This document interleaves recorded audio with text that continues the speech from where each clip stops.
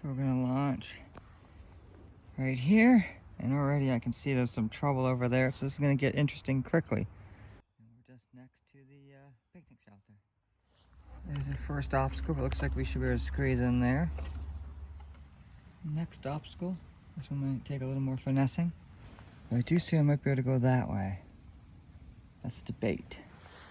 As you can see behind me, we did manage to squeeze past that obstacle, and now possible there's a dam up ahead, so let's keep going. It's not a dam, it's a bridge. So let's see if we can get underneath this thing. I think we can, no problem. Just still paddling along here. It looks over there to be a dam. Let's see if we can get around it by going this way, because there's a large amount of cedar blocking the way. Let's just see how we make do. And we come to another, what looks impassable obstacle. I think we're going to see if we can get our canoe up there. This is probably a fool's game trying this, but it's an adventure. So we actually went underneath that. We walked our canoe to keep the weight down just to barely get it under, and then jumped over the log ourselves. So let's keep going. Now comes the extra tricky part. How do we get up this? So we ended up dragging the canoe up here onto this little old road. And here we are at Vienna pond here. Look at some of the massive logs here that used to roam this habitat before it was dammed.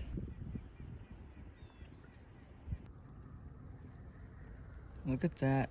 There's a tree growing in that dead tree. That's awesome. At first glance, I actually thought that was a moose. Very first glance. Some majestic white pond. I don't know if you can see that there, but it's only about a foot of water or less. Not very deep, pretty much the whole way through. Some golden tamaracks over there. Some fish. Beautiful wetland area, lots of cattails. And we're coming up to another bridge. So we're just gonna jump over it. It's a very sketchy looking bridge actually. Approaching a beaver dam.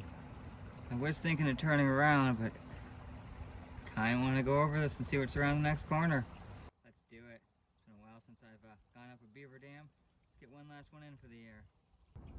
It's almost impossible to fathom that I'm in southern Ontario, 20 minutes from my house right now. There's the ducks. So I think we've reached the end here. We'll see if we can make it through that a little bit. It looks quite difficult. And yeah, we're stuck. Lots of down branches. I probably could if I was really determined trying to make it through all this, but I've gone about 2.5 kilometers, so let's head back.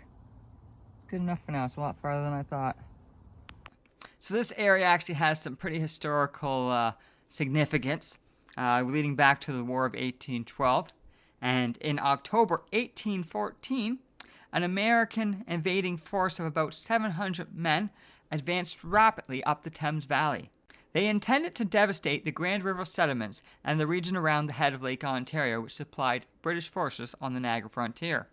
MacArthur and his men, when they reached the Grand River, found British troops all on the other side and high flow in the river and were unable to cross. So they retreated to here, which was Malcolm's Mills at the time, now Oakland, and they had decided to attack some 150 militia Canadian forces that resided here. They did put up a spirited resistance, but were eventually overwhelmed by the Americans. This led to some actually pretty cool Masonic information here. As you may or may not know, I am a Masonic brother. So, in this very spot, this is where John Captain flashed the Masonic distress signal when the Americans tried to hang him and his family for his participation with the Canadians during the War of 1812. The U.S. officer, also being a Mason, released John on his honor as a brother to keep the peace. The Americans then torched his mill to the ground. Very nice, eh? But at this time, it was very lucky that John got to live. Sorry about your mill. So we've reached the end of our journey here. we're going to see if we can get up there and portage back to the car.